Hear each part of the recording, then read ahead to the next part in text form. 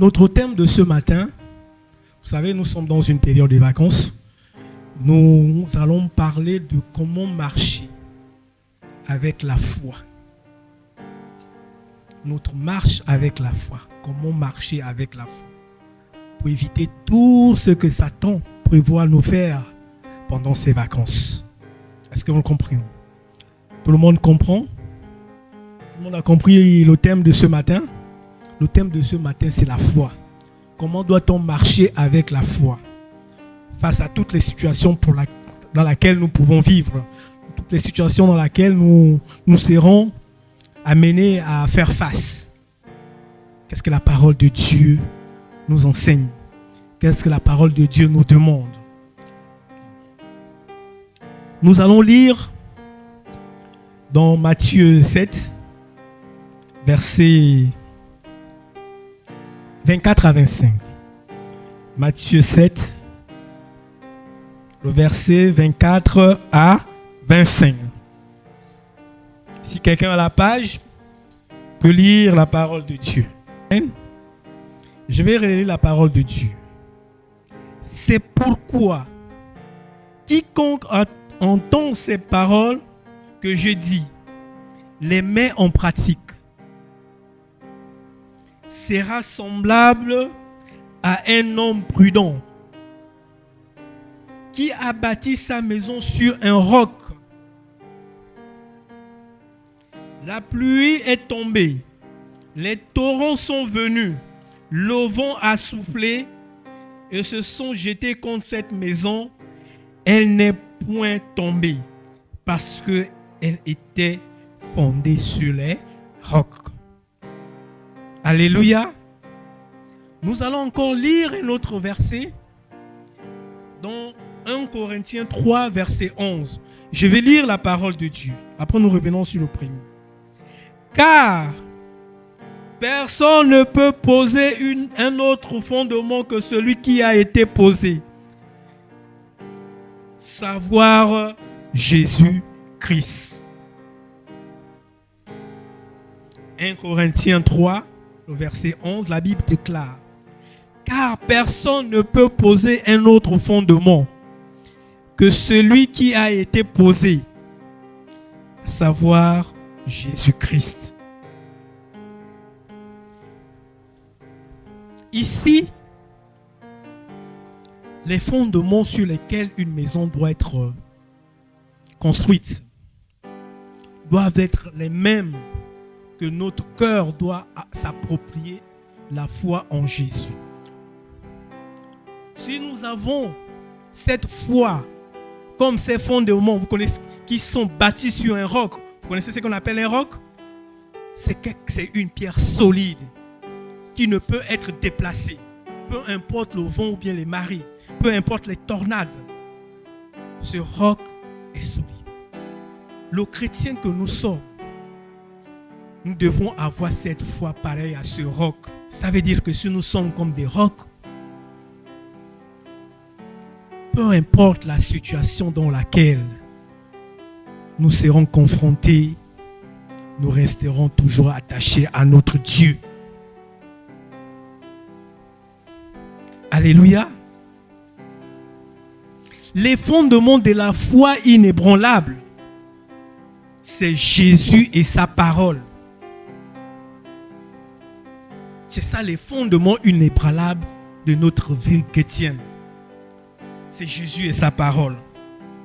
C'est la rencontre avec Jésus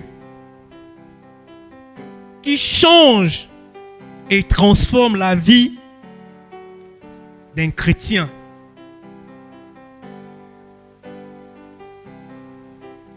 Regardez l'apôtre Paul. Regardez la vie de l'apôtre Paul. Qu'est-ce qui a fait qu'il soit quelqu'un qui a fini par regarder tout comme de la boue, qui était prêt à subir des souffrances corporelles comme Jésus? C'est parce qu'il avait foi en Jésus. Cet homme avait rencontré plusieurs, je vous dis bien plusieurs obstacles dans sa vie.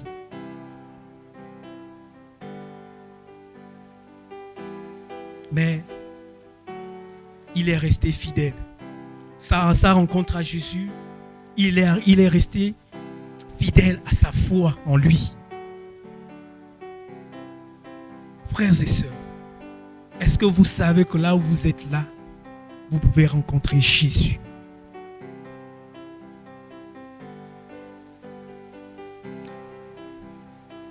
Il ne suffit pas de m'écouter, rassurez-vous, d'écouter l'apôtre ou bien d'écouter le pasteur tout le temps.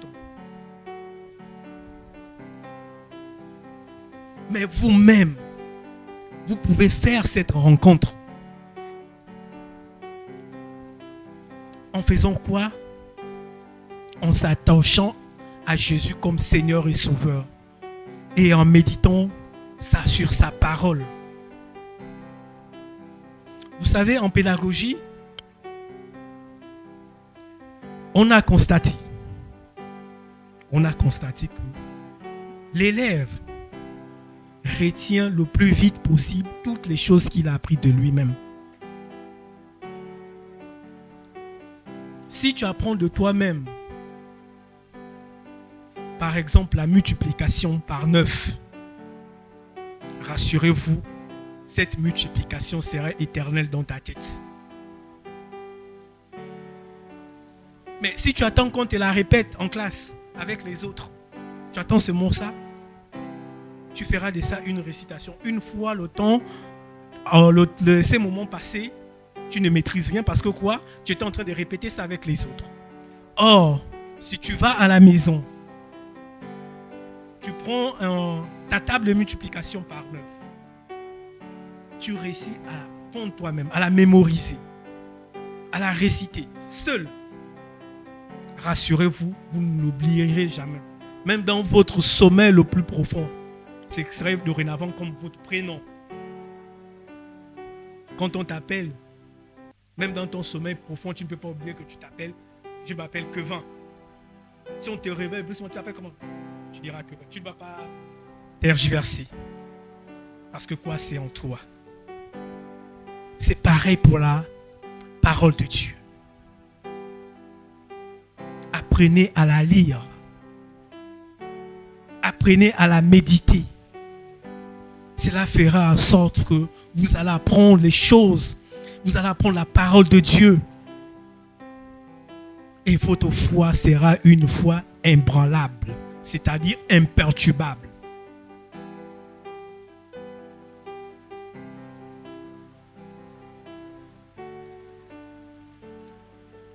Chers frères et sœurs, de façon concrète, pour avoir une foi solide, il faut qu'elle soit basée sur une rencontre profonde et personnelle avec Jésus.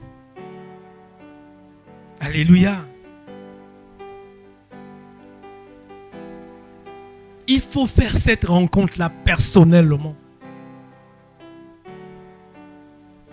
avec Jésus.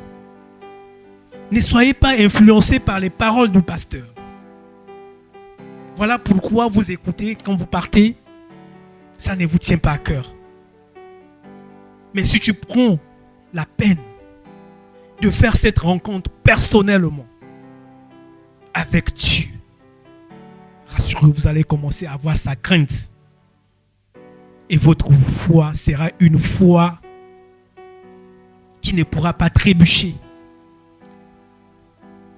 face à certaines situations. Alléluia. Alléluia. Très souvent, on a pour habitude de chercher. On cherche quoi? Les bienfaits, la guérison, la réussite, l'argent. Mais on oublie l'essentiel. C'est de chercher Jésus avant tout. Avant de demander la réussite, avant de demander quoi que ce soit, est-ce que tu es convaincu que tu as la personne à qui tu demandes? La personne à qui tu demandes ces choses, est-ce que tu es convaincu que tu l'as en toi? Tu respectes ses commandements. Tu respectes sa parole.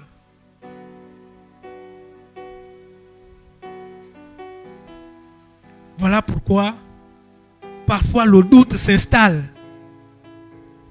Mais je demande, il ne me répond pas. Mais il ne te répond pas parce que il n'est pas avec toi. Tu as une vue superficielle en Christ. Ta vie en Christ, c'est venir le dimanche à l'église, c'est tout. C'est ça ta vie en Christ. Tu viens juste le dimanche écouter la parole. Je suis un chrétien. Et quand tu sors d'ici, tu le mets dans tes placards, tu vas qu'à tes occupations. Non, ce n'est pas ça un chrétien.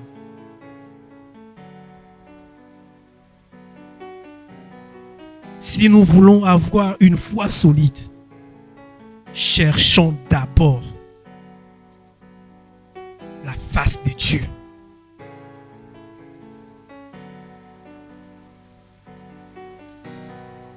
Parce que la Bible dit dans Romains 10, verset 11, quiconque croit en lui ne sera point confus.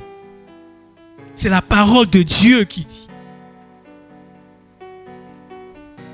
Si nous croyons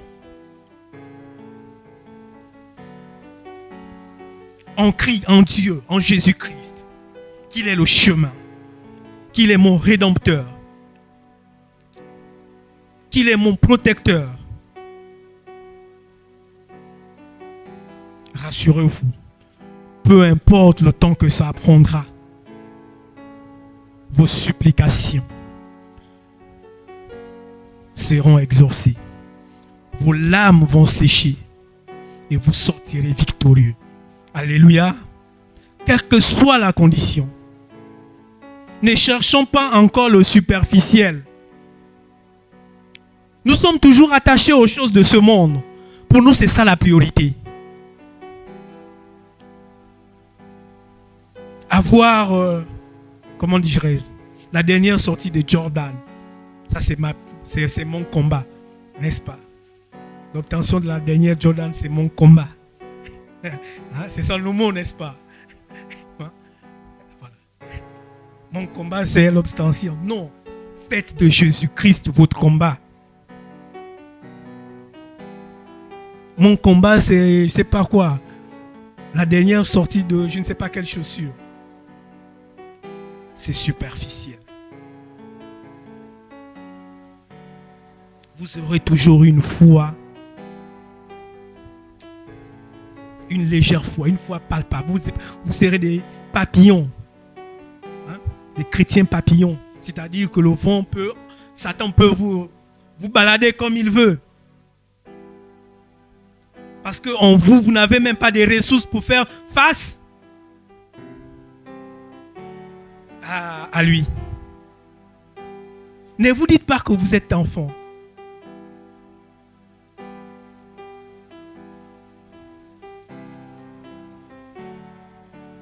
Parce que même autant que vous êtes assis là, chacun rendra compte de sa vie sur terre.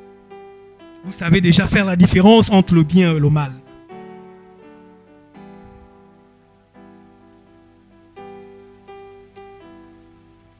Faites de Jésus votre combat. L'appartenance à Jésus votre combat.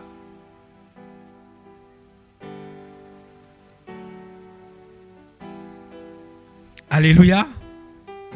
Un peu plus tard, on va essayer de voir comment y arriver au fur et à mesure de la prédication. Mais maintenant, prenons d'abord conscience. En toute chose, c'est la prise de conscience.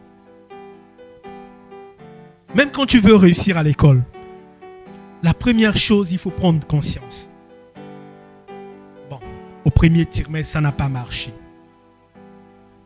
Maintenant, il va falloir que je change mes stratégies de travail.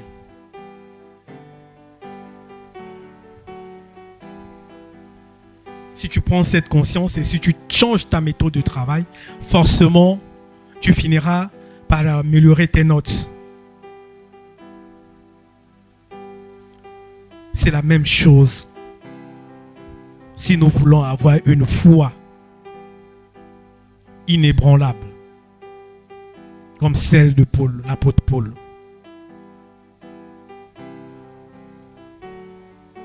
Posons-nous la question, est-ce que j'ai vraiment Jésus en moi? Est-ce que ma vie reflète la vie d'un chrétien? Est-ce que ma vie reflète la vie de Jésus?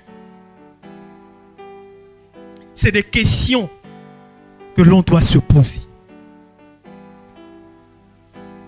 Est-ce que tout ce que je fais, Jésus est fier de moi? Tu te poses cette question. Tu fais la révision de ta vie. Vous savez quoi? Dieu n'entend qu'une seule chose. Que vous vous donnez à lui pour qu'il vous donne tout ce que vous voulez. Car il a déjà tout accompli en mourant sur la croix. Il a déjà tout accompli. Il n'attend que vous. Il n'attend que nous. Nous devons faire notre révision de vie. Est-ce que mes agissements,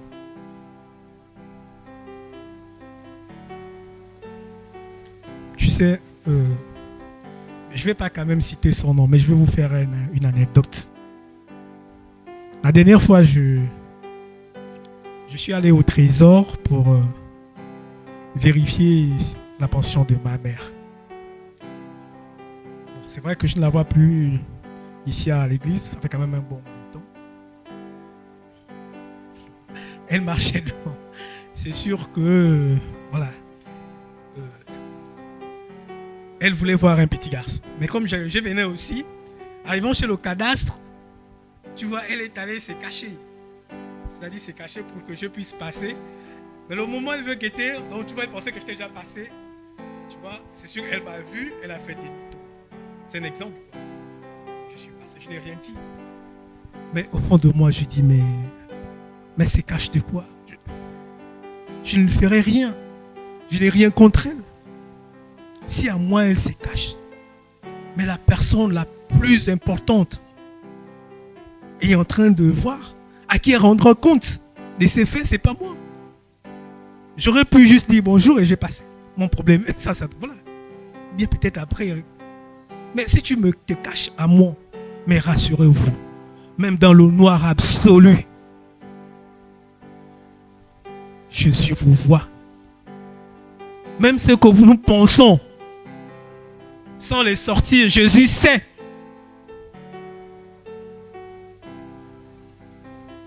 Ce n'est pas une affaire de pasteur des hommes, mais c'est une affaire d'être en relation saine, en relation de sainteté avec notre Seigneur Jésus.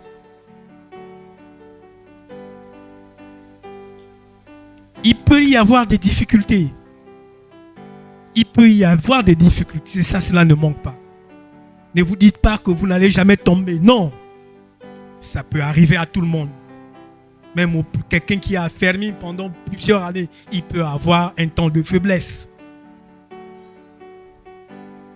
Mais le plus important, c'est de se repentir et de demander pardon. Et si vous constatez que de vous-même, vous n'arrivez pas à vous en débarrasser, faites appel aux anciens comme le recommande la Bible. Ils prieront pour vous. Ils vont vous aider. Et vous verrez que ce que Satan a voulu faire de vous à travers cette chose que vous devenez obsédé, partira. Parce que rien ne résiste à la puissance de Dieu. Ça, je vous le rassure. Rien ne résiste.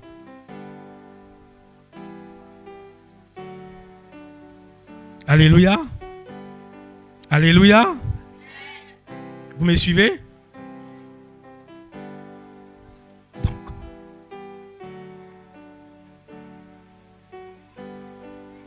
frères et sœurs, si vous êtes encore confus, malgré les années, bien le temps que vous avez déjà passé, à venir à l'église, à penser que vous êtes chrétien. Mais apparemment, il y a toujours des choses que vous faites qui ne glorifient pas Dieu. Il faut faire l'introspection de votre vie. Il faut revoir votre vie avec votre Seigneur.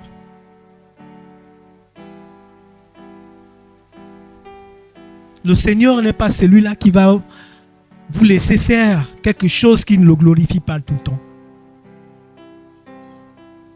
Le Seigneur sait relever ses enfants. Ça devait être même un indice pour vous dans vos vies, chers jeunes. Si vous constatez que ce péché est récurrent dans votre vie, vous pouvez déjà comprendre que la face de Dieu n'est pas avec vous. Dieu n'est plus avec vous. Il va falloir vous repentir.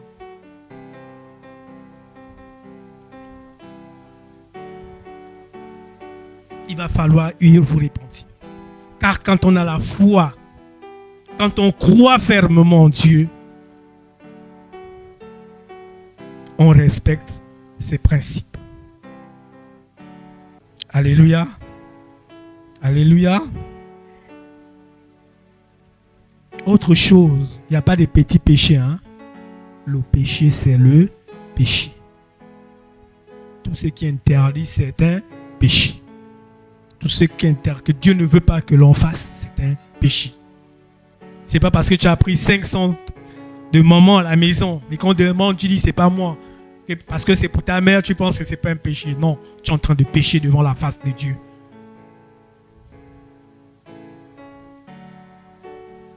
Est-ce que vous comprenez?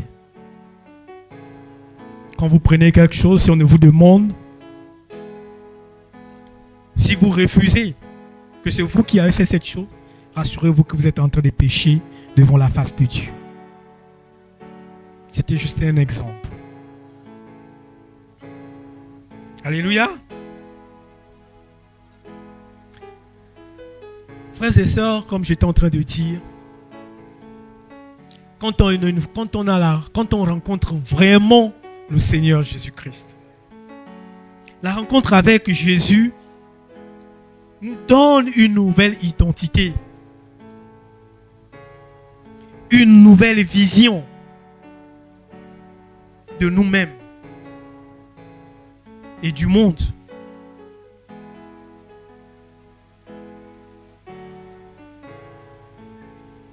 Vous voyez, quand on est avec Dieu, toutes les choses de ce monde qui peuvent nous entraîner dans la dérive deviennent des choses secondaires quand on est vraiment attaché à Dieu.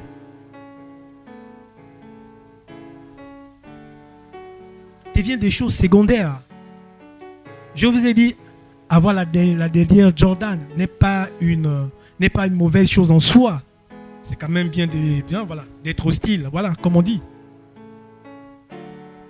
Mais au détriment de la parole de Dieu, elle doit être secondaire. Est-ce que vous comprenez? Au détriment de l'attachement à Jésus-Christ, ceci doit être secondaire. Ça ne devait pas être une priorité dans nos vies. Cela ne devait pas être une priorité dans notre vie. Si je paraphrase la parole de Dieu, la parole de Dieu dit, cherchez d'abord le royaume de Dieu et Dieu vous donnera toutes choses en dessous de tout.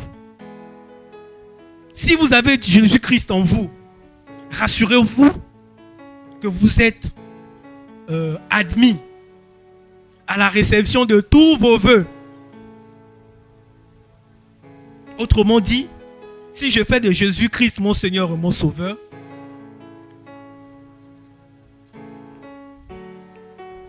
et je vis selon les principes bibliques, selon les recommandations de Dieu, je sortirai toujours vainqueur et j'obtiendrai tout ce que Dieu a prévu pour moi. Autant que nous sommes là, Dieu a des choses qu'il a prévues pour nous.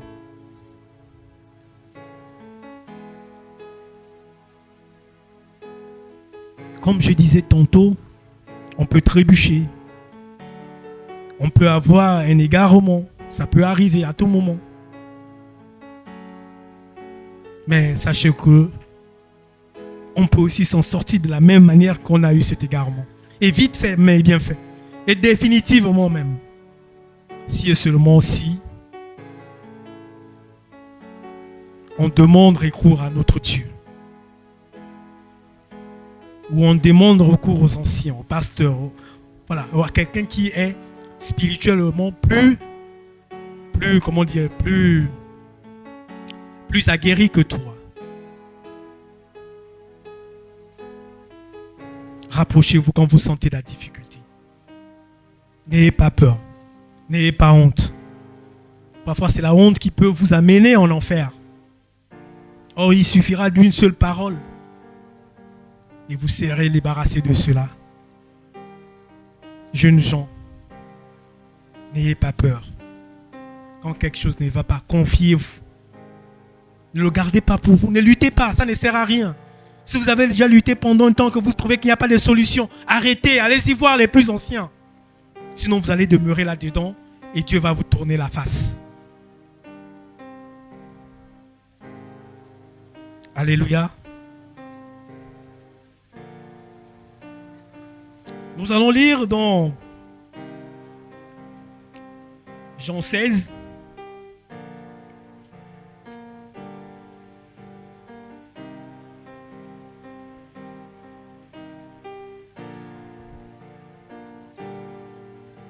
Quelqu'un a la page?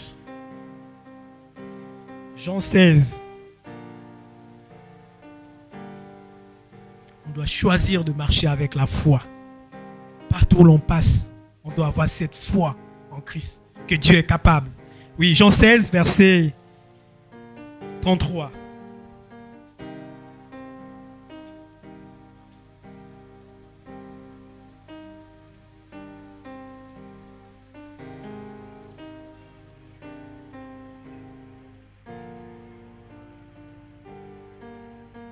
Quelqu'un a la page? Bien, je lis. Bien. Je lis la parole de Dieu. La Bible déclare dans Jean 16, verset 33, « Je vous ai dit ces choses afin que vous ayez la paix en moi. Vous aurez des tribulations dans le monde, mais prenez courage, j'ai vaincu le monde. » Si vous vous accrochez à Dieu,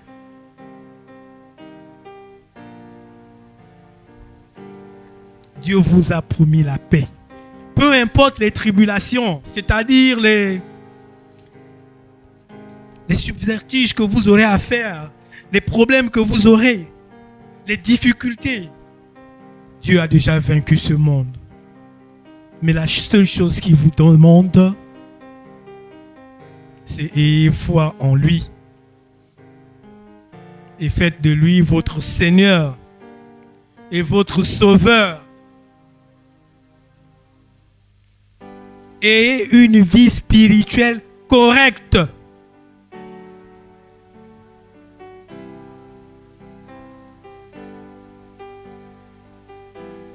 Nous savons que le monde actuel est hostile. C'est-à-dire, surtout pour vous les jeunes, il y a beaucoup de tentations dans ce monde actuel.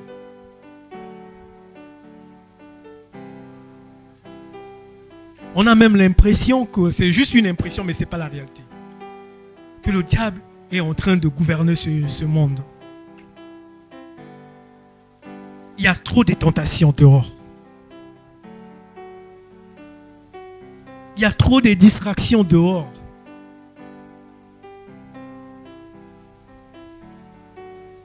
Mais si vous n'avez pas une foi solide,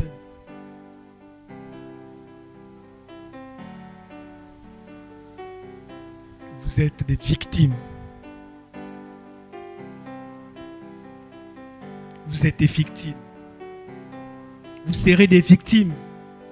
Le monde aura eu raison de vous. Satan lui-même, il sait. Oh, laisse-le, il va juste à l'église le dimanche, c'est ma personne. Quand je lui ai dit, bon, allons, on va faire une virée, je vais envoyer mon adepte, il dit, allons, on va prendre quelque chose dans un maquis. Elle ne va pas refuser. Voyez. Et les copines que tu penses que c'est, voilà, c'est ma copine. C'est les envoyés de Satan. Et tu es là, tu t'es fait entraîner. Pourquoi? Parce que ta foi n'est pas solide. Et très souvent aussi, beaucoup parmi vous, beaucoup parmi nous, nous basons notre foi sur des individus. Je crois à Papa Idriss. Je crois au pasteur Gesnel. Je crois au diacre Crévin. C'est-à-dire qu'il devient comme pour vous une référence. Le jour, vous le voyez dans une situation compliquée, oh là là. Si le diacre Crévin se retrouve là, pourquoi pas moi? Vous voyez combien de fois vous passez à côté? Parce que le diacre Crévin n'est qu'un humain. Vous avez basé votre foi sur une personne, sur le comportement d'une personne. C'est vrai, on peut toujours avoir des exemples. Mais la foi doit se baser sur Jésus-Christ et sa parole.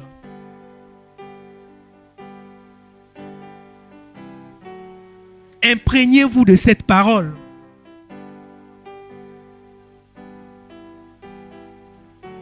Cherchez la face de Dieu vous-même. Méditez la parole de Dieu, chers frères et sœurs.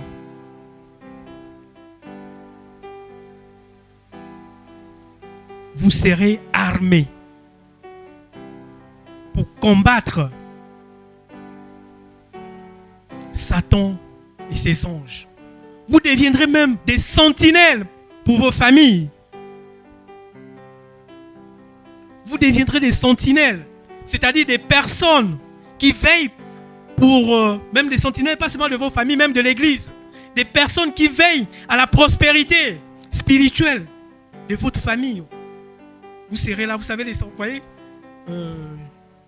je ne sais pas s'ils le font, mais quand vous êtes à la police, il y a une petite maisonnée là, pointue. Voilà. Logiquement, il est censé avoir un policier là qui a un regard sur tout ce qui se passe. C'est-à-dire, si quelqu'un vient, il peut facilement avertir parce que les autres sont dans les bureaux. Lui, il veille. C'est ça la sentinelle. Vous devez être la sentinelle de votre famille. Vous devez veiller contre les attaques. Parce que quoi, spirituellement, vous êtes aguerris. Vous devez prier pour votre pasteur. Parce que s'il y a une personne qui subit plusieurs attaques, c'est lui. Pour le déstabiliser l'église. Mais comme vous avez une ferme foi, votre foi est inébranlable. Vous vivez dans la sainteté. Vous pouvez être des intercesseurs pour votre église.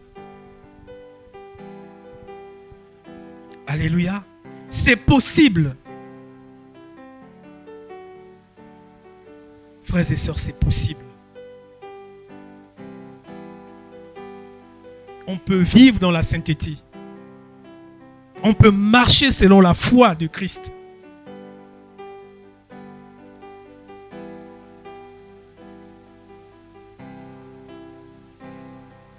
Alléluia.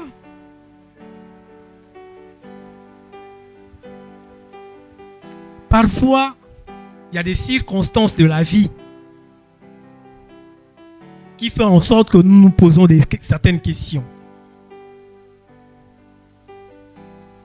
Il y a parfois des choses qui nous arrivent. On se demande si Dieu est vraiment là. Pourquoi me laisse-t-il passer cette dure épreuve?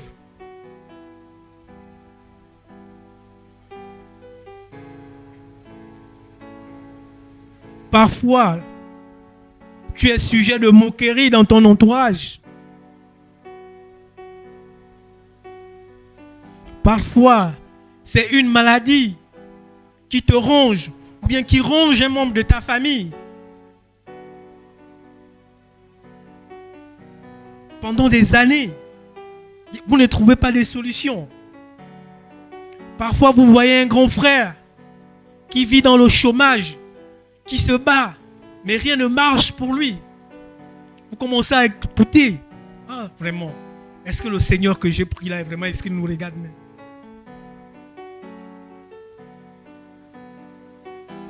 Parfois, à la maison, c'est difficile.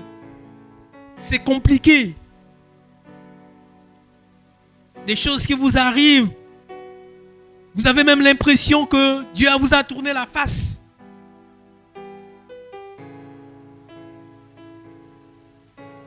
Mais Dieu a une réponse pour toute cette question. Et cette réponse, nous allons la chercher dans Ésaïe. Dans Ésaïe 42, non, Ésaïe 43, le verset 2. Vous savez, ce sont souvent ces épreuves qui font perdre souvent parfois la foi. Mon Dieu, pourtant je me sacrifie à toi. Pourquoi telle difficulté? Pourquoi tel malheur? Pourquoi telle souffrance? Mais sachez que Dieu a une réponse à nos problèmes. Et il nous répond clairement dans Ésaïe 43, verset 2. Je lis la parole de Dieu. Si tu traverses les eaux, je serai avec toi. Les fleuves, ils ne te submergeront point. Si tu marches dans le feu, tu ne brûleras pas. Et les flammes ne t'embraseront pas. Donc rassurez-vous, frères et sœurs. Quand on a la foi, la véritable foi,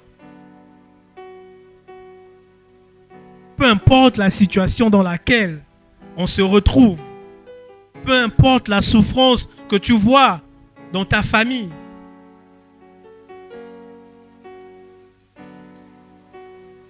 ne perds jamais la foi. Ne doute jamais. Le temps de Dieu n'est pas le temps des hommes.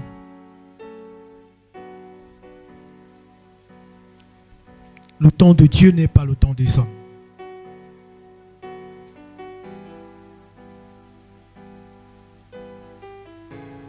Je vais vous prendre l'exemple, je ne vais pas vous la raconter, l'exemple de Anne. Vous connaissez l'histoire de Anne?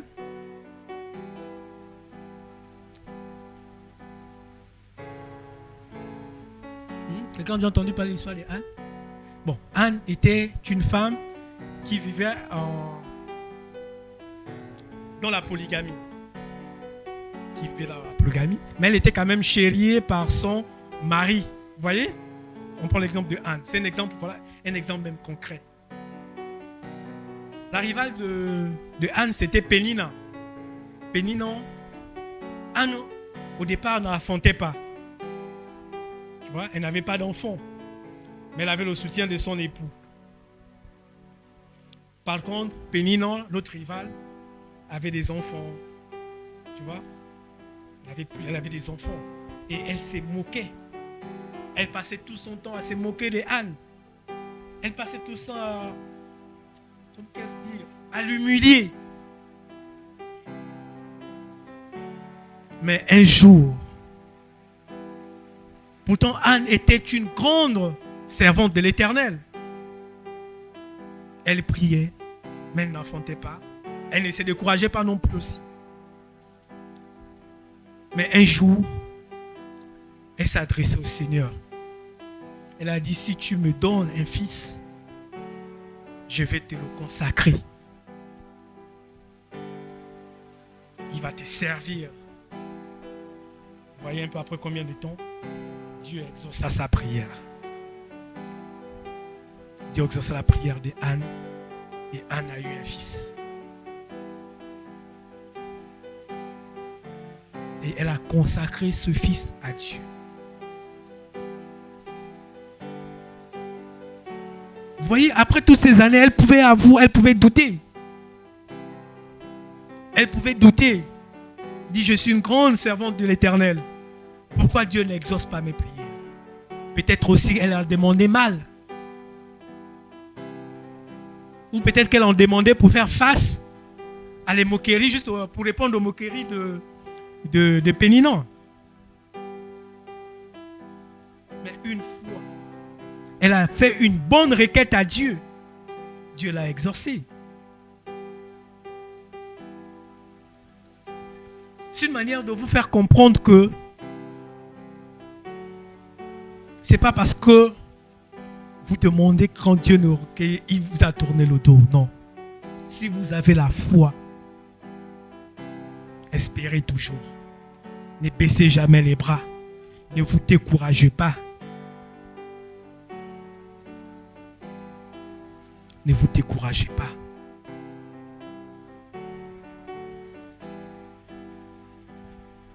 Vous savez, je suis en train de faire une prédication ce matin. Comme je disais au préalable, cela ne vous suffit pas. Pour que votre foi, je vais vous le répéter, soit inébranlable, inattaquable, imperturbable. Une foi qui fait face à tout ce que Satan peut mettre sur votre chemin. Premièrement, faites d'abord confiance en Jésus. Soyez des chrétiens. Soyez des ambassadeurs du Christ sur terre. Menez une vie semblable à celle de Jésus.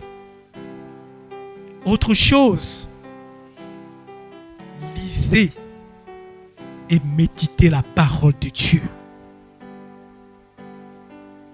Cela va vous instruire. Cela va vous permettre de grandir spirituellement. La Bible déclare même, mon peuple périt faute de connaissance. Or, dans sa parole, tout est là-dedans. Même tout ce qu'il vous a promis, c'est là-dedans, dans sa parole.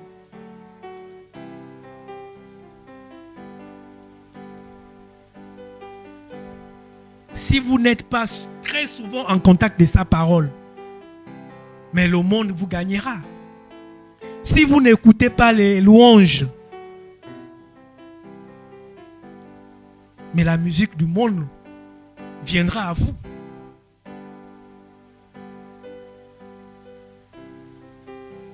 Si vous ne lisez pas la parole de Dieu, vous finirez par lire les livres qui vous amènera à la perdition.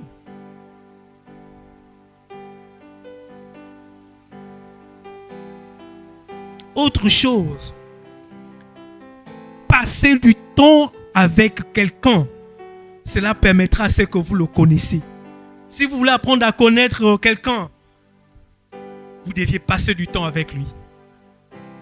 Vous devez discuter avec lui. Vous devez échanger avec. C'est la même chose avec notre Jésus. Priez-le en tout temps et en tout lieu.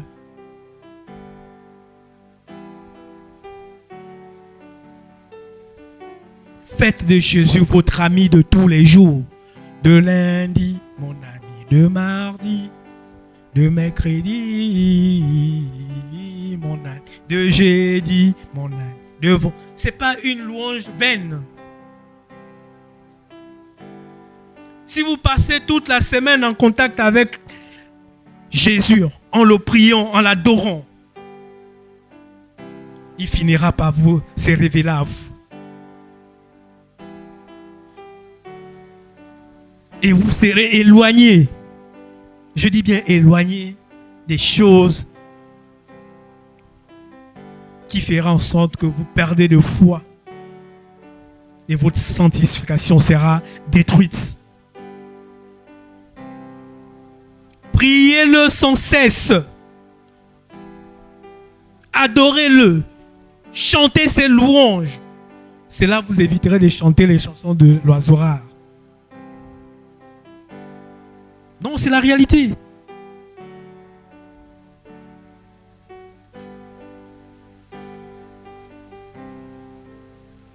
Faites de Jésus votre ami de tous les jours.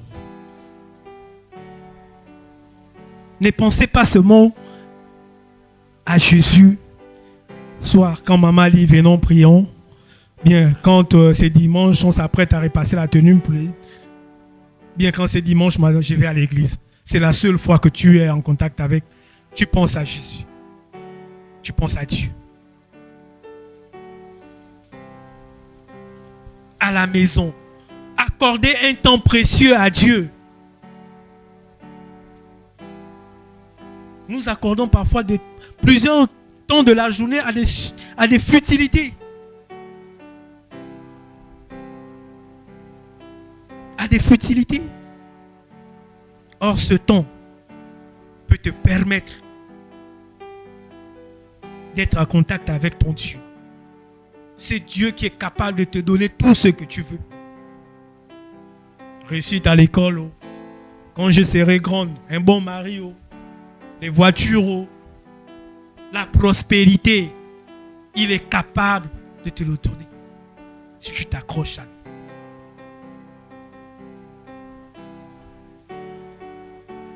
Et vous savez que tout ce que nous avons sur la terre, c'est vanité des vanités.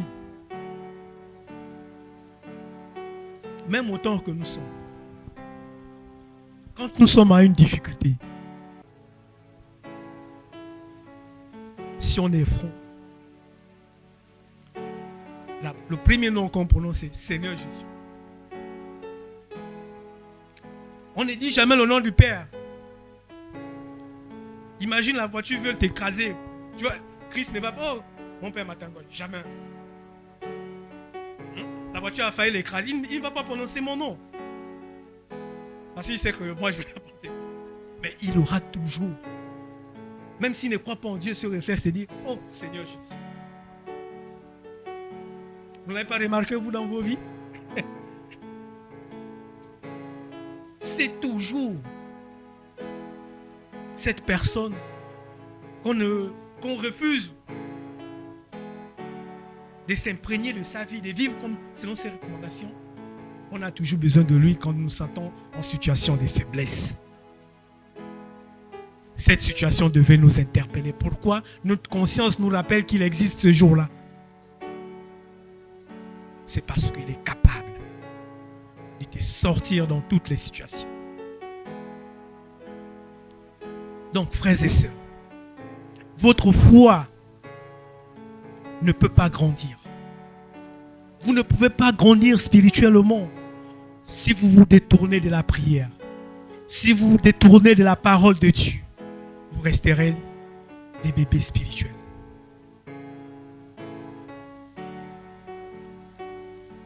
Invoquez l'Esprit de Dieu. Il viendra. Il est capable de vous parler, de vous faire des révélations. Ça, je vous le dis.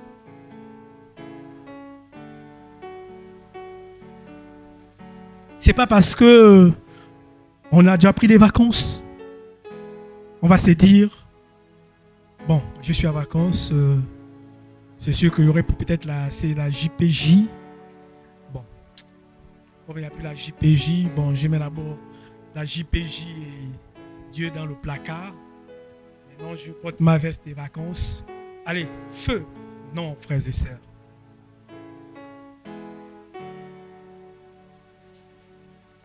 Il n'y a pas de pause en Jésus-Christ. Méditez sa parole pendant ces vacances.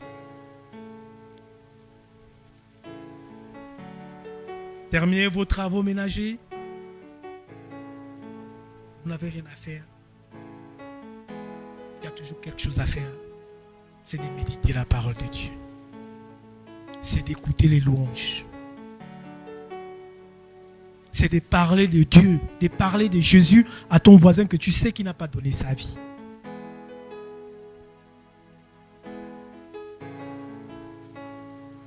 On va terminer par là. Frères et sœurs, chers jeunes, n'oublions pas la prière pendant les vacances. Continuons notre vie chrétienne. Respectons les principes divins. Évitons l'impudicité. Vous savez, quand l'adolescence arrive, ça chauffe. Ça, c'est naturel. Ça, c'est naturel. Mais si tu en dis en toi, cette période passera sans que tu ne te rends compte. Or, si tu te laisses entraîner dans le monde, les résultats peuvent être catastrophiques pour toi.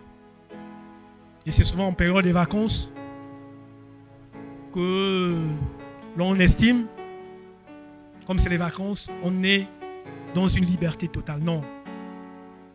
La vie en Christ devait toujours être une priorité pour vous. Peu importe l'endroit où vous irez. C'est pas parce que tu vas dire non. Bon, moi je suis en vacances à Libreville. Mon église va rester à Mwanda. Je fais une pause. Non. Si une telle idée te traverse, rassure-toi que cela ne vient pas de Dieu. Ça, c'est l'œuvre de Satan. Peu importe l'endroit où on sera pendant les vacances, on continue à vivre selon la parole de Dieu. On continue à lire la parole de Dieu. On continue à la méditer, la parole de Dieu. On s'accroche. Afin que notre foi soit une foi ferme et définitive. Et que Jésus reste notre Sauveur et notre Seigneur. Amen. Nous allons prier. Nous allons te prier, nous allons demander à Dieu